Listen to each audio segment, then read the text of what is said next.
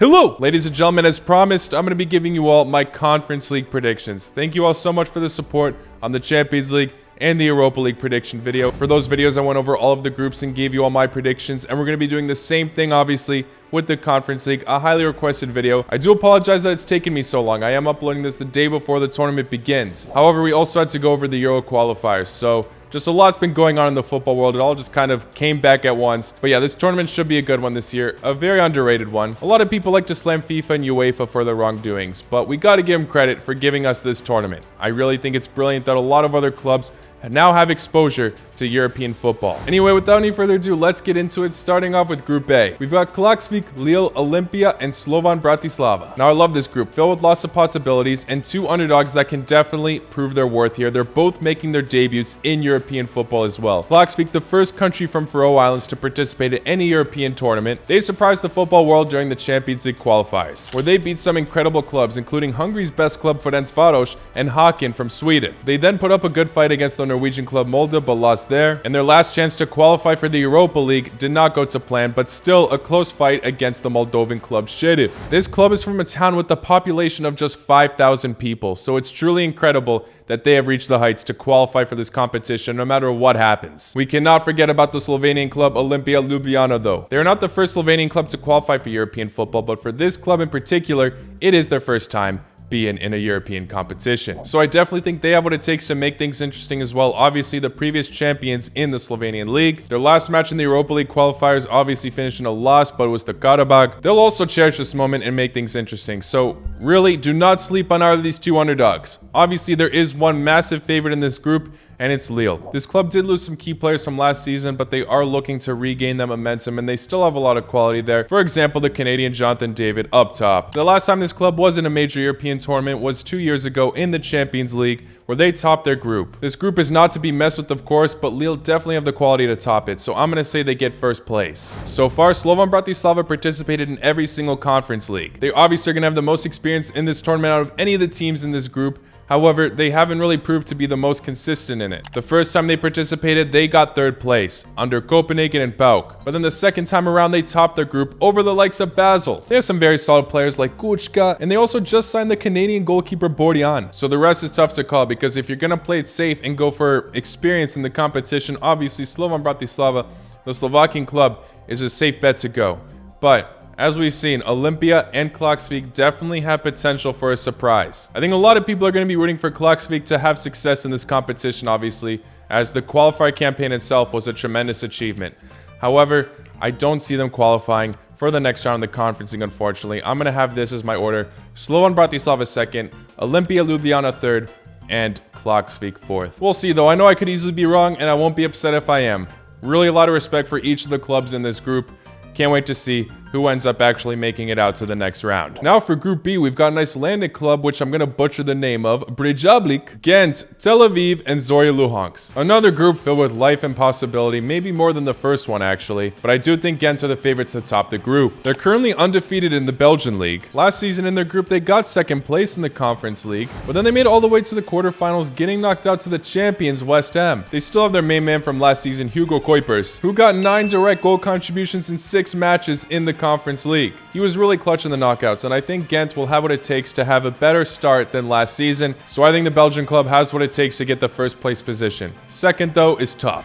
Maccabi Tel Aviv were in the Conference League 2 years ago, the first ever tournament of it, where they got second place in their group. They also had quite similar standings in their domestic season compared to Zorya Luhansk. Zorya Luhansk tied on points with second place Dnipro 1, but this season they have not had the most flying start, only grabbing 1 win out of 6 matches so far. They also were in the first ever Conference League, just like Maccabi Tel Aviv, and they finished third place in a group with Roma, Bodo, and CSKA Sofia. I would love to see the Icelandic club prove me wrong, but I think they're going to be outmatched in this group, so I'm going to put them at fourth place. But for second and third, I think it's a toss-up between the Israeli and the Ukrainian club. I think I'm going to lean it towards Tel Aviv, though, to grab second and Zorya Luhansk third. Although he's aging, the fact that Tel Aviv have ex-PSV star Sahavi makes me think he could be the one to make a difference up top for the club in this competition. Now for Group C, a very intriguing group. Of course, I'm going to be paying attention to this one the most, as we've got the Kazakhstan club Astana, Kosovo club Balkani, Croatian club Dinamo Zagreb, and Czech club Viktoria Plzeň. Now, I think on the surface it's safe to say Dinamo Zagreb and Viktoria Plzeň are going to be the favorites to advance in the competition. However, I am a bit worried about Dinamo. Some of their best players have just departed this transfer window, including their center back Šutalo, their goalkeeper Livakovic, and Ivanošec. Dinamo in these qualifiers in these European competitions heavily blew some opportunities. First against AEK, where in the second leg they conceded 2 stoppage time goals. If the whistle blew earlier, they would have beaten them. Then in the first leg they beat Sparta Praha 3-1. Ivanošec departed from the team, and then when they had to go to Czechia, they lost to Sparta Praha 4-1. Massive comeback, 5-4 on aggregate they lost, which sent them to the Conference League. So the fact that they have to play another Czech club in this group does worry me. Viktoria Plzeň so far have really been looking to build momentum throughout the year. Their last match at the time of this recording, they defeated Zlin 7-1. And last year they were in the most difficult Champions League group, so you can't really knock them for not really doing anything there. Now they're going to have the opportunity to potentially top the group.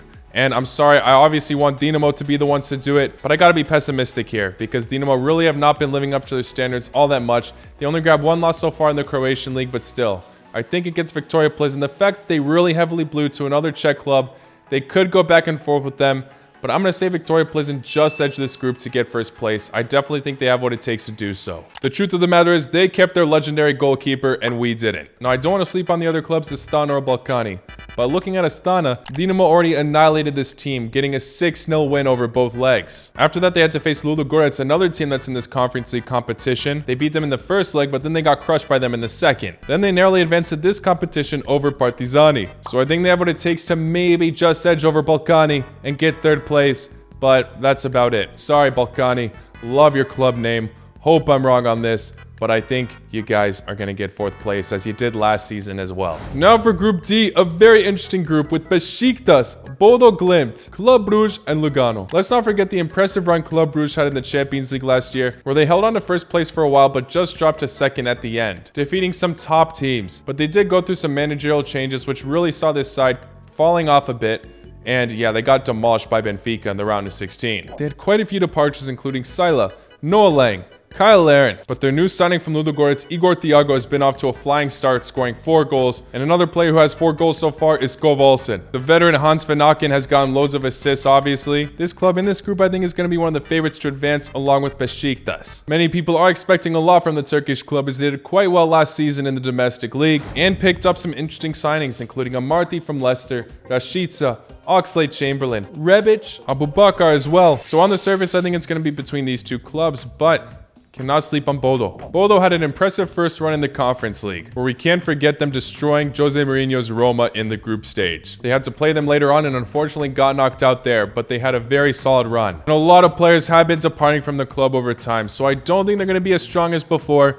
And unfortunately, they fall short to 3rd in this. Don't want to sleep on Lugano either. The Swiss club did alright last season in the Swiss league, and Renato Stefan has had a very solid start, being their top goal scorer and assister so far this season with 5 direct goal contributions. But I think it's going to be between those two to get knocked out. I'm going for Bodo Glimt 3rd and Lugano 4th. First or second is a flip of a coin in my opinion, but I'm going to go for Besiktas topping the group and Club Brugge getting 2nd. Moving on to Group E now with Alkmaar, Aston Villa, Legia Warsaw, and Zrinski. I'm sorry, but I don't think the Bosnian club got a favorable draw. I'm saying they get 4th place. They could have put off some interesting fights, but I really think they'll get outclassed in this group. All of these sides are definitely going to be tough opponents. We've seen Polish clubs tear up this competition in the past. Aston Villa are one of the favorites to win the whole thing, and Alkmaar made it to the semi-finals last year, beating the likes of Lazio on the way. I think Legia Warsaw can make things closer with the other clubs, but I think it's safe to put them at 3rd. They have an incredible fan base and maybe can pull some shockers at home, but like already mentioned, Alkmaar made it to the Conference League last year, and when they come up against Aston Villa, they're also coming up against the Cup master Unai Emery. We've seen him make deep runs in the Champions League with underrated clubs.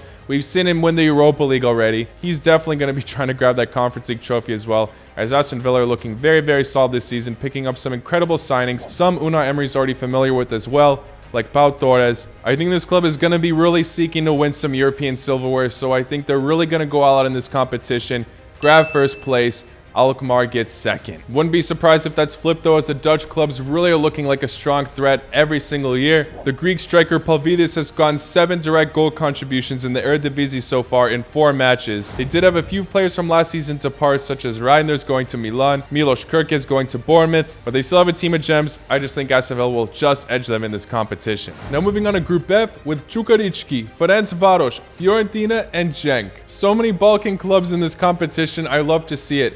But I gotta count out most of them, I'm sorry.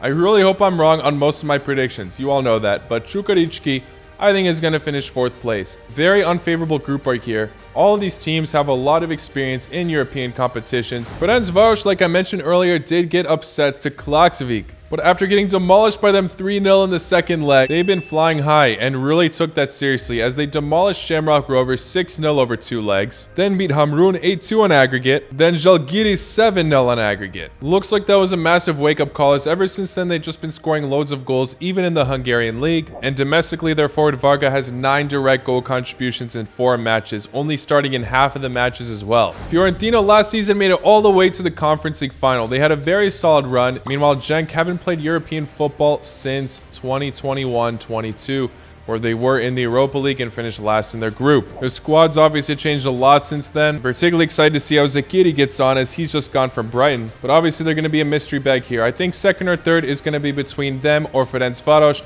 1st place, I'm going to play it safe and choose Fiorentina. Fiorentina did lose so many key players. Amrabat, Igor, Cabral, Luka Jovic. But despite them getting demolished by Inter Milan, who have been doing really well themselves, they've been doing all right for themselves so far. And then for 2nd, I'm going to pick Ferencvaros. The Hungarian club, I really think, woke up since they lost to Klaksvik last season. They also topped their difficult Europa League group, so they might have a few slips here and there, but then eventually find their way to get 2nd place, and Genk just fall short to 3rd. Anything's possible though, but I'm going to be more certain about 1st and 4th place as opposed to 2nd and 3rd. I think that one's a bit of a toss-up. Let's move on now to Group G with Aberdeen, Frankfurt, Helsinki, and PAOK. Now on the surface, it looks safe to say that Frankfurt will top this group, but they have some interesting complications for the Conference League. First of all, they have quite a few players injured. I don't really know about their return dates, to be honest, but the second one is that for some reason, a lot of their players are not eligible to play in the Conference League. Also, a lot of their best players have departed the club, including Kolomwani, Daichi Kamada. This club definitely could have had a bit of a better transfer window, as right now their attack does not look to be as strong. This side obviously still has a solid foundation, a very, very strong fan base, but they definitely don't look as strong as last year. PAOK obviously also has a very strong fan base, and they definitely have potential to compete with them for 1st place. Underrated squad for sure. Love to see Zivkovic pull through. And they also got the Bulgarian winger Despodov from Ludogorets. They also possess the Greek wonder kid that everyone knows and loves, Konstantelias. So they have some very solid and talented underrated options in the attack. I won't be surprised if we see PAOK top the group, but I'm going to go for the possible safer option where Frankfurt do instead.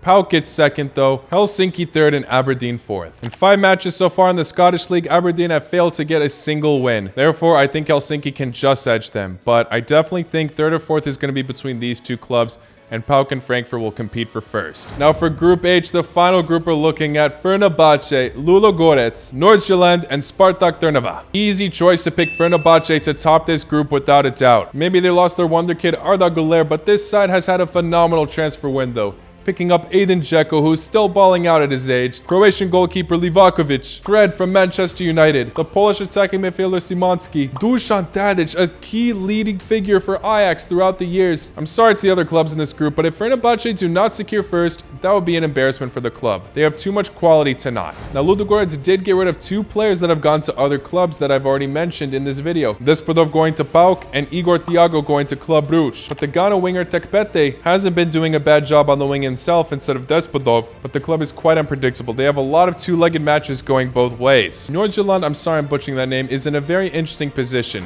They're known for having some top young talent, and they have just acquired their star boy Skjelderlop, the Norwegian young prodigy, who has gone to Benfica but has returned on loan to the club. Their attack have already been in solid form with the likes of Ingvartsen and Nuama getting 4 goals each. Meanwhile, Spartak Trnava have had way too even of a ratio throughout last season and are starting this season off with an incredibly even ratio of 2 wins, 2 draws, and 2 losses. So I see them getting 4th. I'm going to go for the Danish club getting 2nd and Ludogorets getting 3rd. Well, there you have it, guys. Those are all of my Conference League predictions. Apologies if I sped through your club. There's a lot of information to go through, obviously, but best of luck to your team if they are participating in this tournament. Let me know your predictions as always in the comments below, and if I missed on any other information, I will see you all very, very soon. Take care. Lá com nós.